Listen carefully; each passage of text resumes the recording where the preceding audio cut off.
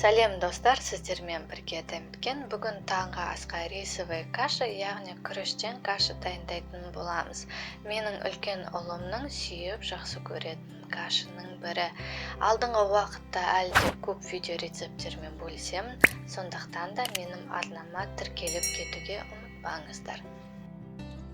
Кастрөлімізге 1 стақан күрішті салып, жақсылап ағарғанша дейін жуып алатын боламыз.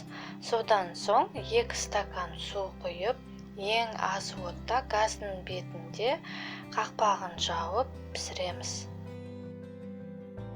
15 минуттай уақытымыз өтті. 1 стакан сүт, немесе өздеріңіз қалауыңыз бойынша 1,5-2 стакан сүтті қосуыңызға болады.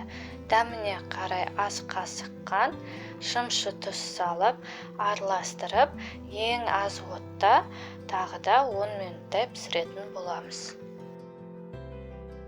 Мінекей біздің таңғы асымыз дайын. Тарелкаға күріш салып, бетіне жай қасық сары май қосып, және де өздеріңіз қалауыңыз бойынша үйде жеміс-жидектер болса, бетіне әдемілетіп қойғаныңызға болады. Мысалға бананды да қосуға болады, одан да тәтті болып шығады. Ас болсын.